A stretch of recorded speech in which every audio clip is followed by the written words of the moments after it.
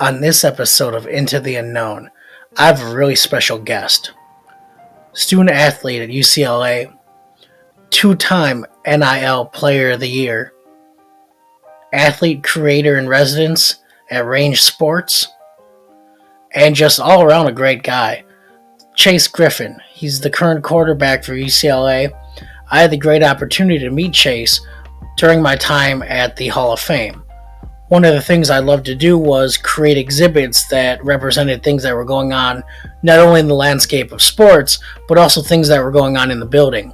Chase was one of the top speakers at the NIL Summit during that time, and so I had the opportunity to connect, reach out, and we were able to get some of his memorabilia sent from UCLA to the Hall of Fame in Atlanta, and me and Chase have continued to stay in contact since. So I'm really looking forward to this episode. I have a little bit of a surprise for Chase at the end, and it's just something that I think means a lot for anyone who knows the rich history of UCLA. Let's get into this. Today I'm joined with my good friend, Chase Griffin. Chase, how you doing today, man? Doing well. Thank you for having me, Jeremy. I really appreciate you taking your time to be here. No, we got some cool stuff to talk about. So let's jump right into this, man. I want to know, who are you? I want to know a little bit your chapter 1, your comic book issue number 1 origin story. Okay, so I think we probably have to go all the way to Santa Monica, California, where I was born at UCLA Santa Monica. And I lived in LA until I was 4, and I grew up in Texas. So I was born in Cali, but I consider myself a Texan. I was raised probably around 20 miles northeast of Austin in a town called Round Rock. And growing up there, my first sport was soccer. I grew up playing the violin, and that's how I learned how to train and compete. I remember the soccer games on Saturday. I used to love playing. I have a bunch of goals. And then I would, on Sunday, watch NFL highlights. And my favorite player was LaDainian Tomlinson, and I wanted to grow up and be an NFL running back. But my pops didn't want me taking all those hits, so he had me train as a quarterback while playing flag football as a running back. And, it was always fun to score touchdowns, have the ball in your hands. But quarterback was the position I fell in love with, especially my first year of tackle. We had a good year, and the rest is history. I went on, played at Hutto High School, was Gatorade and Built for Tough Player of the Year my senior year. Chose UCLA, a lot of it because of the history of athletics and people who've changed the world who've come through Westwood. And now I'm a 4th year here at UCLA, have 2 more years of eligibility. And, the goal this year is the same as every year, go get a Rose Bowl. I love that. I think for people who maybe aren't college football fans, we can't just gloss over that you're named Texas Player of the Year. That's no easy feat, my friend. So I just wanted to congratulate you on that. That's really impressive, and of course UCLA was, an exciting choice, I'm sure. Definitely, it felt sort of like a homecoming just because I was born out here. I was born probably a couple miles away from where I live now, and it was looking like I was probably going to end up in the Ivy League or maybe a Stanford, and so I felt like to be able to pass on those schools, I had to choose a school that had great athletics, but also great academics and an ability to network. And I feel like I've taken advantage of both on and off the field opportunities since I've been here. I would completely agree with that, man. I think that brings us through kind of the next step, or the next question is NIL. How did you really get involved in that? And I mean, you're a big name in the NIL space. Right. I think the things I was doing that have led to me being successful in NIL, along with the experience I've had in it, were things I was going to do anyways.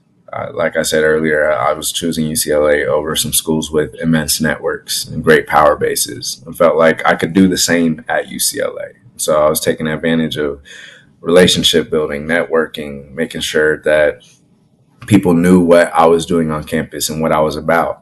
And my approach to school, where I graduated in 2.5 years, I'm on my way to my first master's. I'll start my second master's in the fall, or on the field where the season before NIL came to fruition, I had the highest passer rating in the Pac-12, and all these things were going the right way. And I was doing a good job of cataloging it and telling my story. And I think this same approach brands saw generated return on investment for the NIL campaigns they were doing. And so I got in on some of the largest brands' earliest campaigns, like the Degree Breaking Limits campaign or the Boost Mobile team. And I was able to deliver return on investment and get better at my content practice. And throughout my journey in NIL, I've noticed that the way that I conduct business, along with my understanding of how to generate return on investment for brands, leads me to be attractive for people in the marketing space. It seems like, as you mentioned, throughout your life, you've been practicing, you've been working, you've been analyzing. So I always laugh when people say you're an overnight success because it's really you're an overnight success 10, 20, 15, however many years in the making. That's exciting. Appreciate that. No, thank you. There's no, Rome wasn't built in a day, so there's no success story or no life that gets illuminated in a short period of time that hasn't been a long culmination of wins and investments. Speaking of that, as you mentioned, the networking and all that, that's really how we got connected. Yeah. Just a great opportunity. When I was at the Hall of Fame, the College Football Hall of Fame, excuse me, we were doing the NIL Summit, and I reached out on LinkedIn, I believe, and we were able to set something up, and we had your jersey on display, which is always pretty cool, and I think sometimes a lot of athletes Yeah, do it things like that. was amazing. It was amazing just to be able to see my 11 jersey with my name on the back in the College Football Hall of Fame. It was an honor, and God willing, it's not the last time it's in there. I love that. I love that. So, going off to kind of our next step on the path, if everyone had the blueprints of what they exactly were supposed to do to be successful, I think most people would take them because they would know I need to go from point A to point B to point C. And by doing that, I will be successful because that's the path, that's the plan laid out for me. As we know how the world actually works, whenever we're planning on going left, a lot of times life takes us right. Can you think of an example where that might be your case? I think every single athlete goes through this, or the majority of athletes, because everyone on their official visit is planning on how, as soon as they touch foot on campus, they're going to start for 4 years, go to the NFL, win a bunch of Super Bowls. And frankly, that's not the case for me. I still have 2 more years of eligibility. If either one of those uh, go my way, then I know I'll have a shot at the NFL and I'll be able to continue that dream. Regardless, it's important to also understand that there's a lot of wins to be had over the course of a college career. For me, staying grateful has kept me in this mind space where I'm at a university where I'm receiving degrees from the number one public institution in the country for free. And I have my room, house, and board all paid for. And even though the workouts are tough, they're keeping me in the best shape of my life. And I get to continue working and playing the game that I love, um, all for free. And so when I take a step back and look at it that way, me not playing as much as I would want in the past, it's never gotten me down. And or it has got me down in the past, but I've been able to get better at that to a point where I think I'm in a mindset now where anytime I'm in the game, I'm ready to go. And I've demonstrated that in the past. And so now that I have 2 more years left, I'm better than I've ever been. And I'll be ready whenever I'm on the field. Chase, I love that you said that, man. Gratitude is such a, I think, important thing, invaluable thing, and something that I don't think we talk enough about. It's one of those aspects, and I think when people have gratitude, their lives become so much better because you have so much to be thankful for. Of course, as you mentioned, maybe not playing as much as you desired, or any injuries, anything like that come your way. When I think you have a good balance of gratitude, you are able to really see the bigger picture, which I definitely think you have. So I want to commend you about that. Thank you. Plus, even on the smaller scale, sometimes it's hard to see the opportunities that are there when you're so down on yourself. I think when you have a gratitude mind, you're always an optimist, and that gives you more freedom and more ability to create value and create success for yourself. Especially, and I can imagine that definitely as I've learned in the creator space, having that mindset of really just going for things, trying things, knowing it won't be perfect. I mentioned I had a interview that we had a giant storm. It gets dark, it gets blurry. The mic was not exactly how I wanted it to be, but I think it's one of those things where through practice, through trial, through error, we continue to build upon ourselves, if that makes sense. Yeah, absolutely. Practice makes perfect. And if you're not willing to take those chances, then you can't be an innovator. And in any type of new market, what's rewarded the most is innovation. So, as the podcast is titled Into the Unknown, what's your unknown? What are you stepping into that is exciting, maybe a little scary? Just what are you up to? So obviously, football is still paramount for me.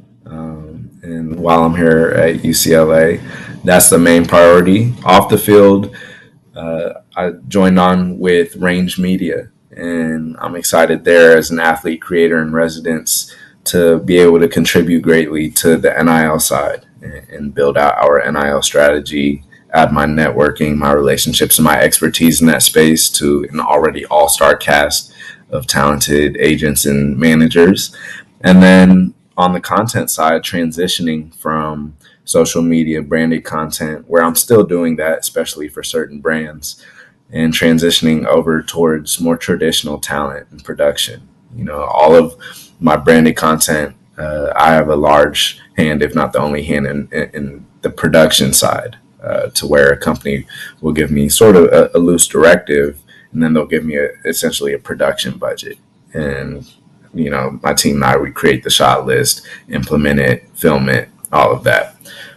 So taking that same approach, getting into more Hollywood talent, voiceovers, acting, and then producing film and television. And then on the grand scale of things, in the long run, investing is something that's important to me. So over the next few months, I'll probably join on as an LP at one or two funds and learn the VC side. And then I'm learning the institutional side at the UC investment office, where it's a $160 billion fund. It's the UC pension and endowment fund. And the CIO there is taking me under his wing. And he has lofty goals for me. And I'm really grateful for all of the opportunities that I have surrounding that. So, you know, mixing the nexus between sports, media, and entertainment and investments.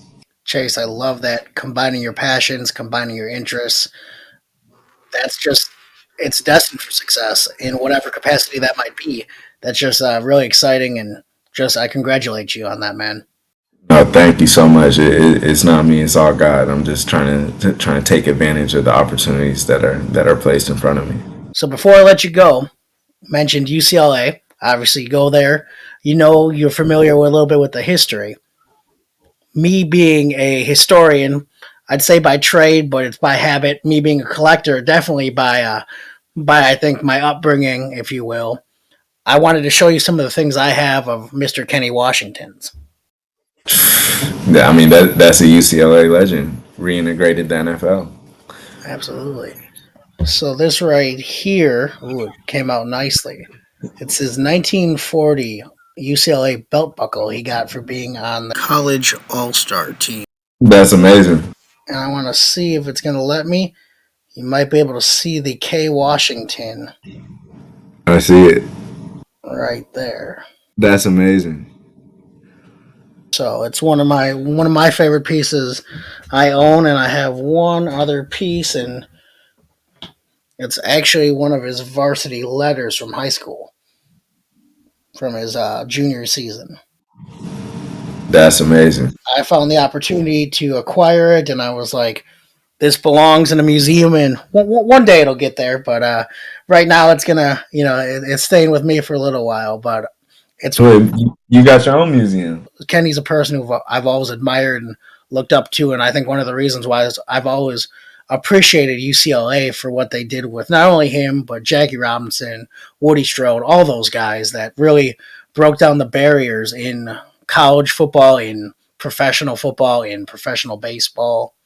Yeah, I mean, just in society in general, there's been so many people who've come through this school and changed the world for the better. And God willing, I'm on a similar path because it'd be an honor.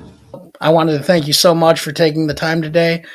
I look forward to seeing you on the field, and I look forward to seeing all the success on and off the field, my friend. Thank you so much, Jeremy. It's been a pleasure.